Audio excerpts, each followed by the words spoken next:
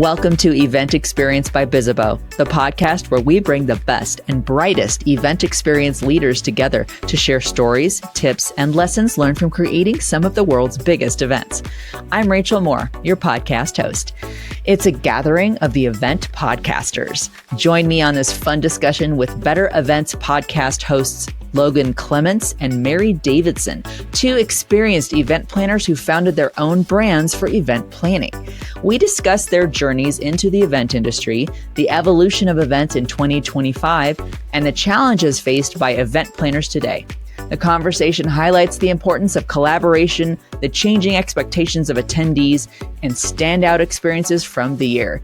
As they look ahead to 2026, they emphasize the need for adaptability and innovation in the ever-evolving landscape of event planning. It's a BOGO, that's buy one, get one free, version of this episode of Event Experience.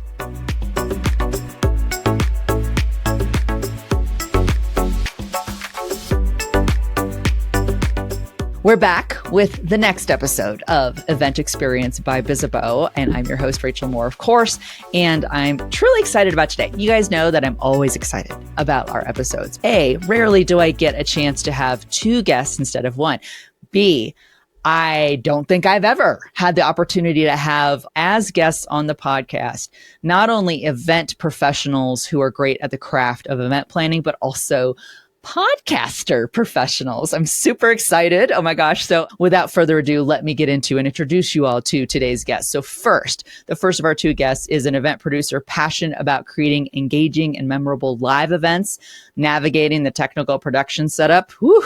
I mean, especially as a podcaster, you know that too. And managing client relationships. All event planners know that. Her projects include the Olympic Games, the US Open Tennis Championships, college basketball, and conferences, webinars, and fundraisers. Oh my. And she also speaks Mandarin Chinese. I don't think we're going to feature that today because I certainly can't. She's the founder of Logan Strategy Group. Let's welcome Logan Clements to Event Experience. Thank you so much for joining us. Thank you so much, Rachel. Happy to be here. Me too. I'm so excited. And you don't come alone. You also come with our second guest. And also super excited about another founder specializing in fundraising events, corporate events, and community events. I also want to say, oh my, getting a little bit of the Wizard of Oz theme there, if you guys didn't catch it, all across the trifecta of in-person, virtual, and hybrid. So again, running the whole kit and caboodle here. She is also the co-founder of the Event Pros on the Go annual retreat, and she founded EP Events LLC. Let's welcome Mary Davidson to the pod. Thanks for joining us too, Mary. Thank you. This has been a long time coming, so we're excited to make it happen. Let's go to some personal questions to ask each of you. So, Logan, I'll take this one to you first, and I'm going to offer you two options. And I know you can see it in our little runner show document, but I'm either going to ask you to answer what are your go-to on-the-ground event day shoes. You can give that to me as well, or do you have a favorite AI prompt you like to use nowadays? Of course, I'm going to ask that because that's all anybody's talking about is AI and all that stuff. But you can answer either or both, but I'll leave it up to you. All right, I'm going to go with shoes just because I feel like that is very true to me. I'm currently usually wearing some form of orthopedic shoe because my feet hurt when we're on site. I've got some early onset arthritis in one foot. So I would encourage any event pros out there to get your feet checked. And then I wear either a Brooks or a Hoka's, or if I need to look a little more sleek, I've got these like Rothy's all white shoes that are just perfect for their flats, their rubber, they're very comfortable. And regardless, I always pack all three because I found for long, many days in a row, if I rotate the shoes, that saves my feet. And that's the thing that you don't want to be limping around with all the millions of other things we have to do. I heard that too. Someone else, a recent guest, also said rotating shoes, and it just hadn't occurred to me, but that makes all the sense because then your feet are at least just getting like new, fresh experience, yet it's in a tried and true, trusted pair of shoes. But that's super brilliant. Mary, I'm going to take it over to you. And again, you can answer either or both. Favorite AI prompt to use in your event planning, or favorite on the ground event day shoes? I'm going to go shoes as well. Love talking about event attire. Admittedly, many of my event shoes are just ones that I've just, broken in and had for forever. And it's like, I can't even recommend them because I don't even remember where I got half of them, but they just work. But there's ones that have stuck with me, and they're nothing special, but they're from Target, and they're like these cushion slip-on sneakers that have like a quilted pattern, and they're black. And they're that like slip-on sneaker, so it could be kind of dressy or it could not. It's like that in between. And they've lasted me for forever. And so they're no special shoe necessarily, but I've recommended them to a lot of people and they've liked them too. So they're just these quilted slip-ons from Target. Okay, everybody, you heard it here. We need to like get a list published on Bizzabo. Be like, here are all the shoe recommendations and where to go get them. And of course, then those places want to come advertise and stuff, which, Hey, that's a good, I'd say, revenue stream. I will also point out I went to the running store to get new event shoes, and I went out and I was like, I'm not a runner. I don't run. So when you tell me I need new shoes after every, so 1,000 mile or whatever, hundreds of miles, and I'm like, but if you were just someone who's on your feet for 6 months, like how often, and he was explaining to me on the tread as you look at it that you can kind of visually, but he's like, you probably with what you're doing, it's like, yeah, every 6 months you need some new sneakers, which feels frequent. But then I'm like, when you look at your step count on site at a convention center and you're like, I just did 25,000 steps. Yeah. Okay. That does wear down your feet and your shoes. That's right. No, that's really good advice. It's like how often you should get your oil changed in your car. It's like, yep. And that, how often change out your shoes and for your feet and keep those things healthy. But absolutely. Is there anything that you're listening to, watching, or reading these days that you can't put down? And it does not have to be related to events. Yeah, okay, so this might be a little bit different, but I've been trying not to like scroll so much on my phone. And so I got an app that's called Gratitude Plus, but there's a free version.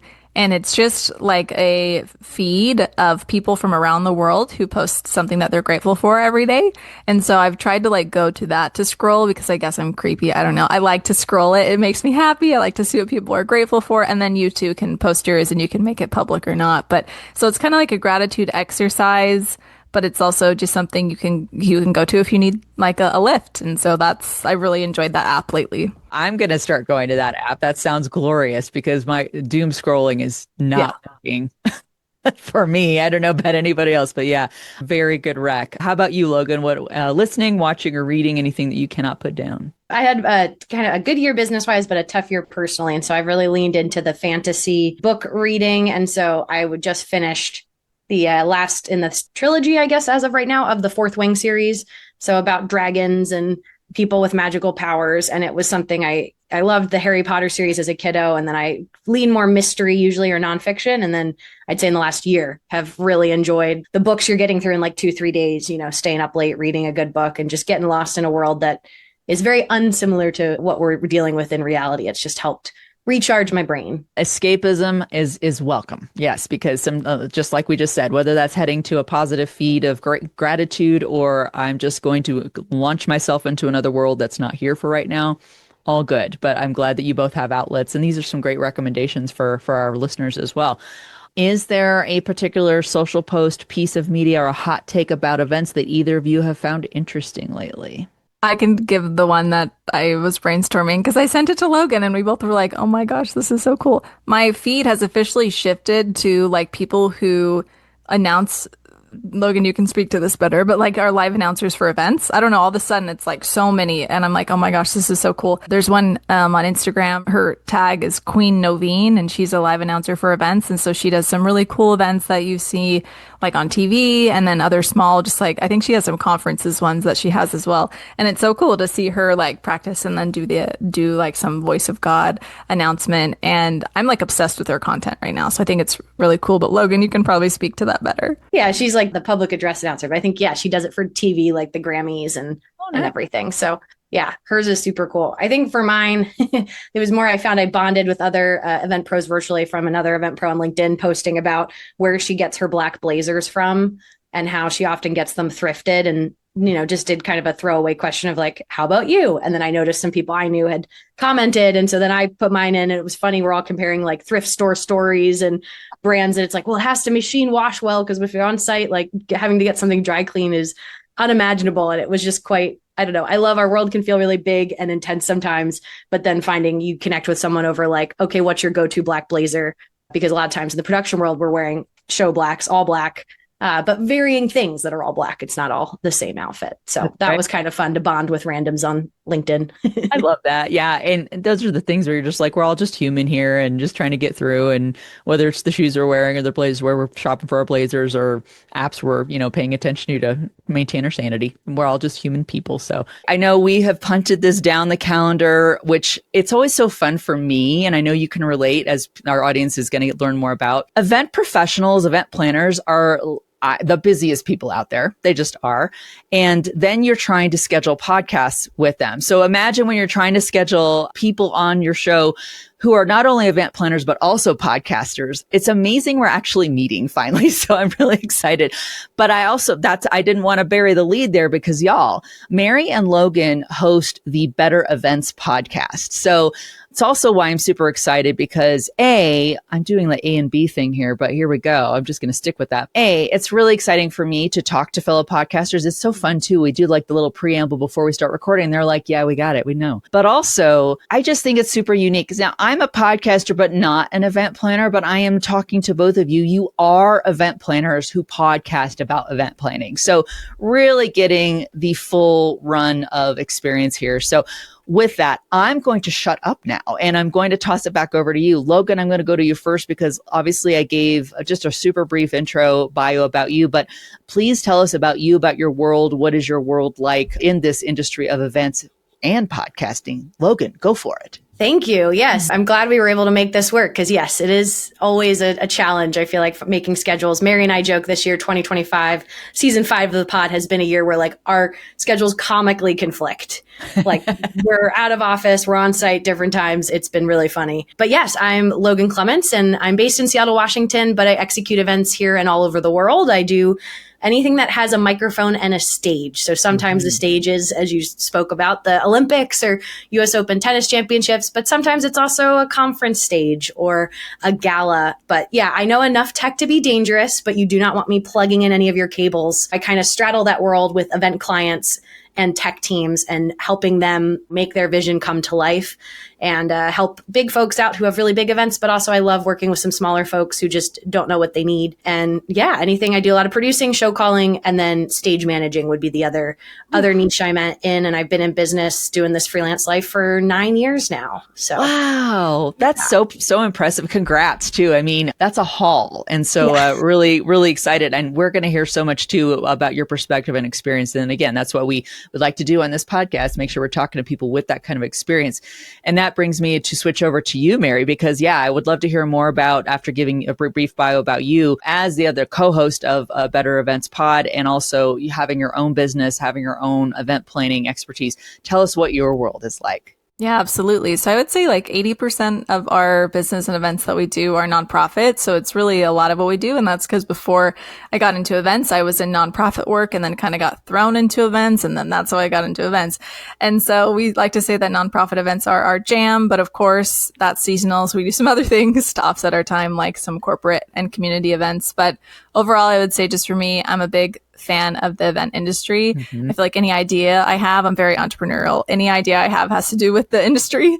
And that includes the Better Events podcast. And when we started that, I feel like it was a wonderful way to take kind of like our personal interests and just love of the industry and have an outlet to do that. And so that's when Logan and I started working together a little bit around that time. And then also in events as well, not just the podcast. So do you cross over and like help each other plan events together, or do you kind of keep things separate, like in your own ecosystems? We practice what we preach of community over competition. So Mary and I hire each other often for different roles. I think we've fallen into slightly different niches. So like Mary can bring me in as a show caller or stage manager. I like to tempt her into the production world every so often. And again, we both enjoy learning from each other. There's a lot of collaboration, but we first, like the genesis of the podcast was because we both were bidding on an event against each other and had the idea to call each other and be like, why don't we actually go in on it together? This was during COVID. So it kind of started, ironically, from a collaborative perspective, and then it's just grown from there. Just toss some microphones in the mix. So let's start recording this.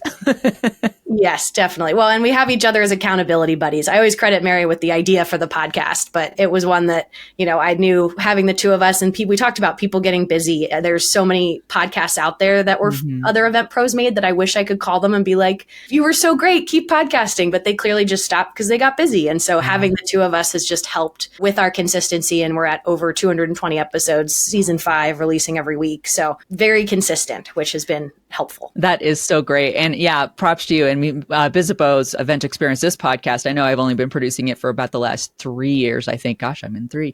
But 6 years going. But you're right. It's busy. We already alluded to that too, as far as like just even trying to find time to get together here, which we did. Haha.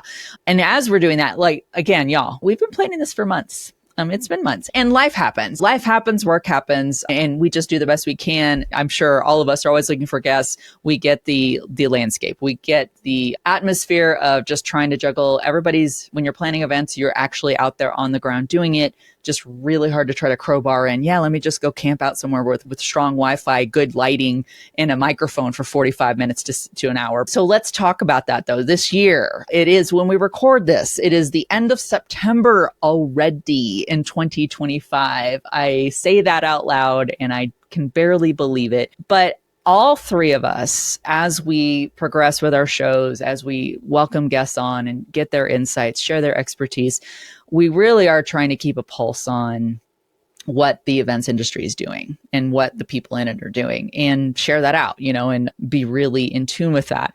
With that in mind, I'd love to hear from each of you. What are your perspectives? What's your view on events in 2025? And you can I'm going to give you free range here. Like if I just throw 2025 events, what do you think?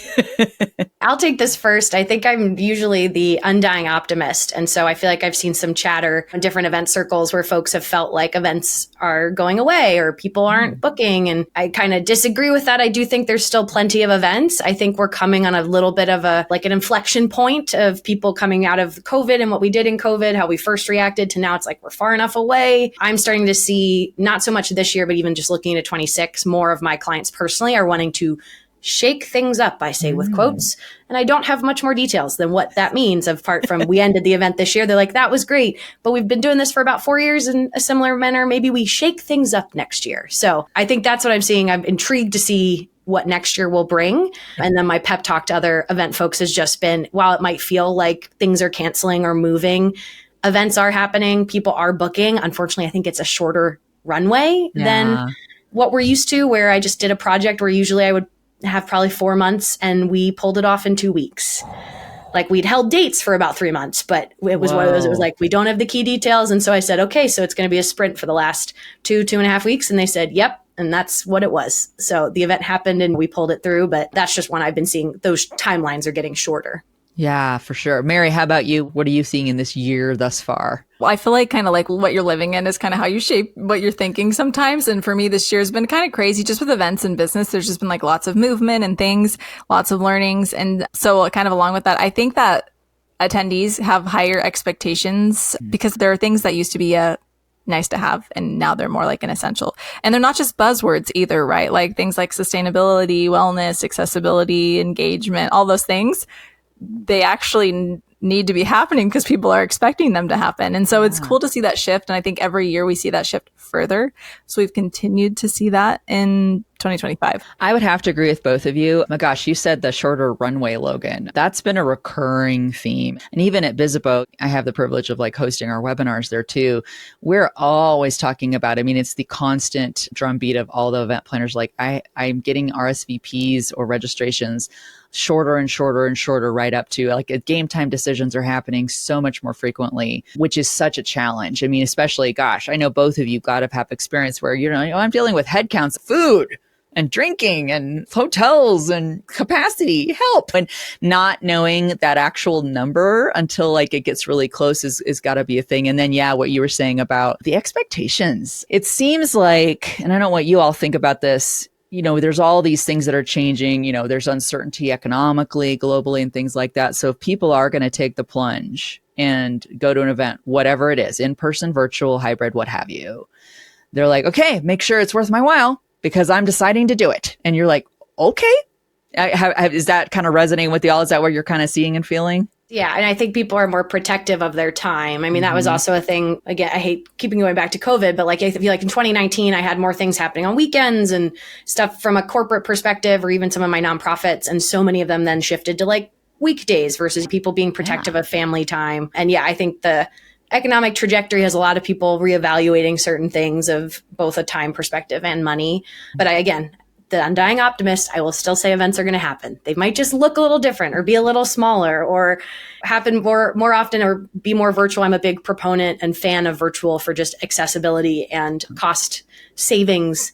And I know not everyone in the industry feels that way, but It's a tool we have, and I want people not to forget about it. It's a really good point. Mary, how about you? Is that kind of resonating as well? Like you're kind of feeling like everybody's feeling that way? Yeah, absolutely. I was thinking that overall, it seems like there's like an increasing expectation on the value that people are either giving if they're hosting the event or getting if they're attending. So just that biggest bang for your buck situation, whether it is time even or money. But that's absolutely what it seems like is happening. We'll be right back with more event experience after the break. Let's face it, venting won't fix outdated, overpriced event management software that lacks the support and features you need. But Bizibo's Event Experience operating system will. Say goodbye to your frustrating legacy event software and hello to building more events that matter. Visit Bizibo.com. That's BIZZABO.com to learn more about the Event Experience OS, Click Smart Badge, and more. We're back with Logan Clements and Mary Davidson to learn what they know about the topics keeping their fellow event planners up at night. Now, when it comes to the people in the industry, so not necessarily attendees, but the people planning the actual events, whether they're like the main event planner, they're the main maestro of it happening, or there are people on the ground who are just making it and executing it. And we've covered a couple just now, at least in our discussion. What aspects of events do you think are weighing most heavily on the minds of everyone? Like what's keeping people up at night saying, you know, if they're not that optimist, Logan, what are they like, I don't know what's going to happen. What do you think? I think there's so many things. Actually, when you ask that question, all of a sudden, as an event planner myself, I start spiraling, right? I'm like, well, this and this and this and all of these things, many of which, like you said, we already mentioned. But for me, I think a lot of it is like, I don't know, I'll go the content route, I guess. So content is something that we've seen that's super important. We've seen content also become shorter with certain events because people's attention spans are shorter and things like that. So for me, I want an attendee to come to an event and have an impactful experience where they are having, you know, engaging experiences, content that resonates with them, and that they're not bored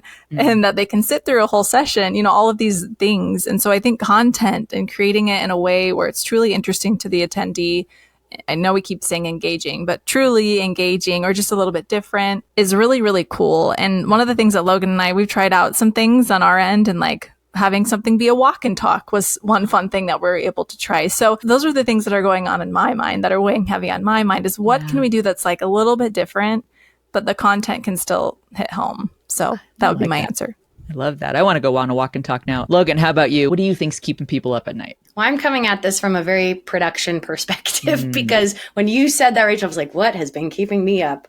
And I will say it's on the content side, but it's like changes, like people changing their content last minute, night before, people are still waiting on slides, like just some of that stuff that it is preventable kind of, but with these shorter timelines, I also think that on the client side or the speaker side, they're then not having time to fully think through what they need to say or what's supposed to be there. And so you're having scenarios where slides are getting handed off 30 minutes before they're supposed to go on screens, and just the litany of issues that can come from that. And the stress it adds to a situation versus if you truly had locked slides 3 days prior. And I find myself in my role a lot, often communicating those several days in advance, deadlines, knowing in my head, like they're definitely going to miss it. Let's hope they hit the second one. Okay, they're probably going to miss that one, maybe the third. And then it turning into like, if I don't have these by midnight tonight, we're really risking putting stuff on stage. And so that just kind of changes to the content. I think a listener could interpret that in any role they're in. I'm usually in that general session room and having that. And then also, Mary, you talked about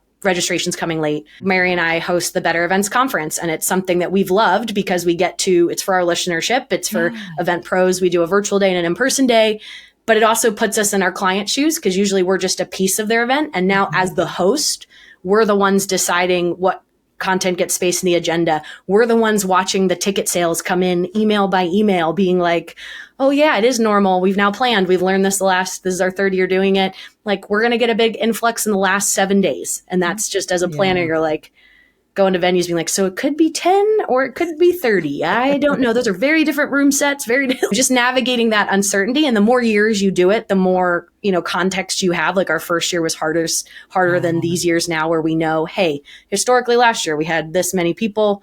We're expecting that much, maybe a little more. But that is, like you said, the knock-on effect, Rachel, of how many things rely on registrants. And I just can't imagine, our event is pretty small, but for someone doing a 10,000 person event, you're getting an extra 1,000 that come in the week before. Like that's got to be, you know, keeping them up at night on all the things it impacts. Yeah.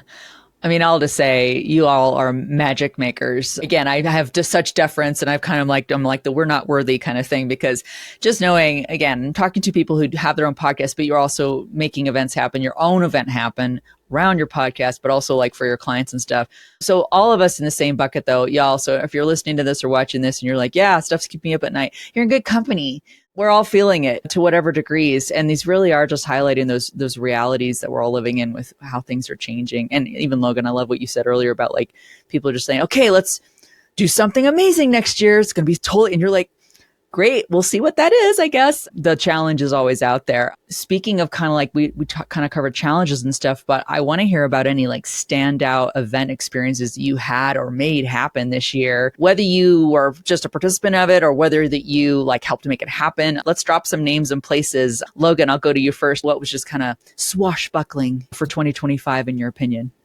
Oh, it's so hard to pick favorites, so I just want to make sure anyone listening, this isn't because I'm saying it's my number one, but just instantly to my brain came, I got to produce for the new Women's Pro Softball League this summer, the Athletes Unlimited Softball League, AUSL.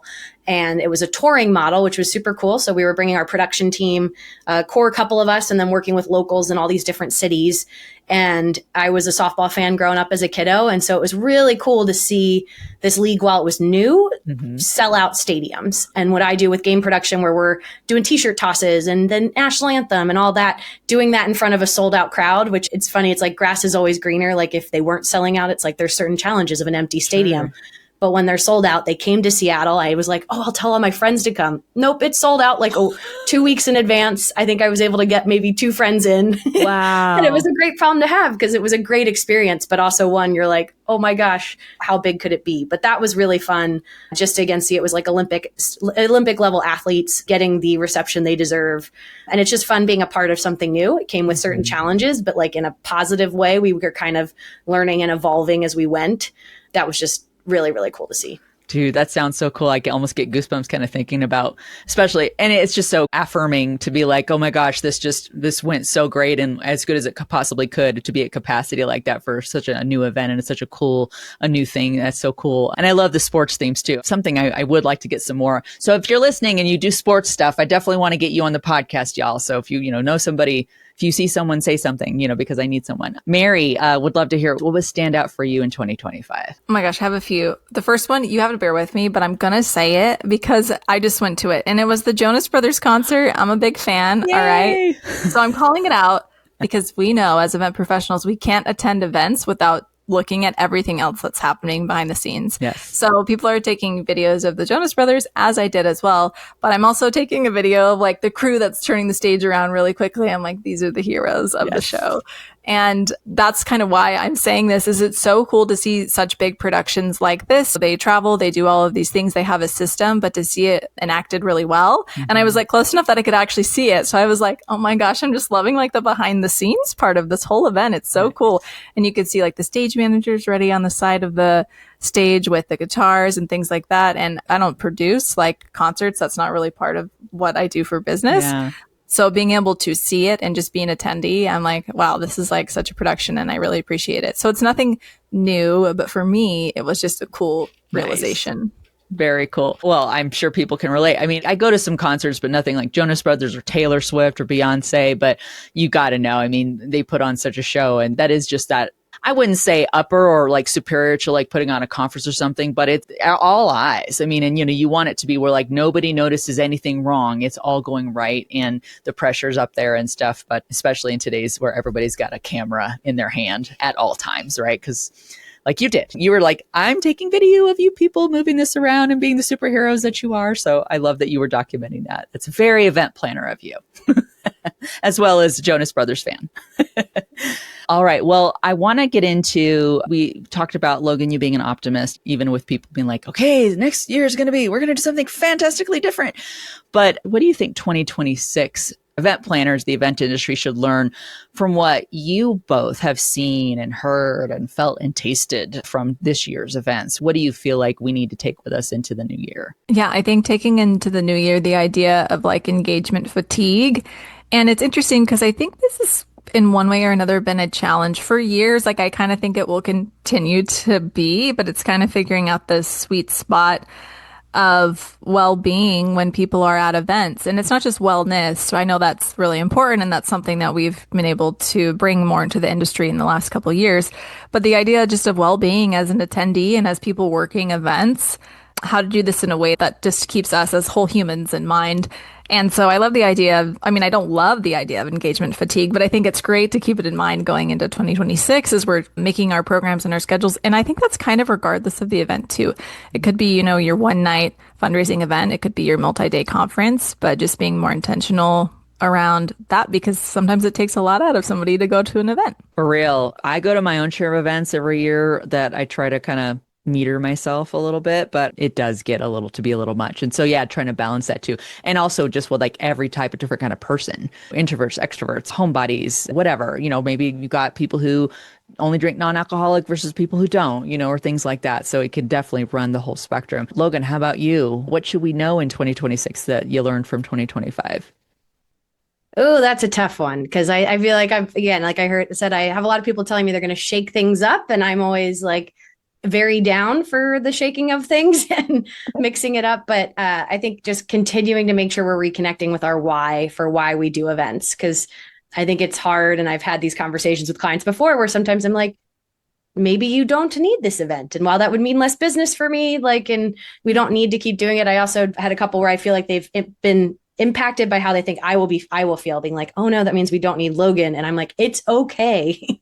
I give them permission to be like, it's okay if we don't do this next year and you take a year off. You can always restart things. Maybe it's more aspirational, Rachel, because I think I'm probably encouraging some people that they don't need to do certain events, but they will continue. But if you are, just making sure you're like checking in with your why and the North Star of why you're gathering, to that point of, I do think numbers at events, like attendees numbers, are dwindling, a sense that we're going to less things. So that doesn't mean that people won't come to your thing, but just maybe less of the like, oh, I want to be at conferences every month, and just streamlining that of like, why are we getting people to get out of bed and log on to our virtual event or come to our place, and adding that value. Yeah. So, yeah.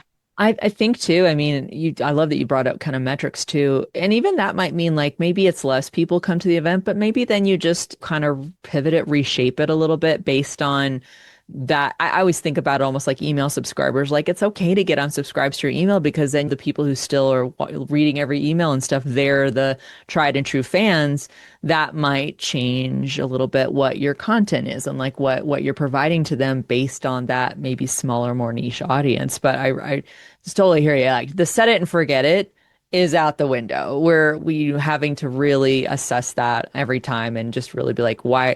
Loving that, what you said about what is your why? Why are you doing this? If you're literally just, well, we do it every year. Wrong answer. You're welcome to do that. You're welcome to do that. But maybe think that through before you do it that way, right? Finally, which, brings us full circle, I will let you all tell us, where do we find and follow you and the Better Events podcast and your own businesses? Tell us all the links. Mary, over to you first. So awesome. You can follow me. My company name is EP Events. So EP Events LLC is our tag on social. I'm on LinkedIn under, I think, Mary Rose Davidson. And then my website's epevents.org. I'll plug the podcast too, Logan, and then pass it to you. For our podcast, you can find us at Better Events Pod on most social platforms. And our website is bettereventspod.com. And we'd love to see you at all of those places. And our podcast is on all major podcast platforms, so you can check it out as well, the Better Events Podcast. Yeah, every single Wednesday we drop new episodes. We think we only take 2 weeks off around the holidays at the end of the year. So, and there's over 220 episodes you can go back and binge listen to. So yeah, you can follow me, Logan, at Logan Strategy Group _events. Or if you just Google Logan Clements, my website should come up for Logan Strategy Group. And then, as Mary mentioned, I think I'm the Logan Clements, the only one of the few with blonde hair on LinkedIn. And we love connecting, because a lot of times in this world, we don't know what we need until we need it. So we're always willing to chat.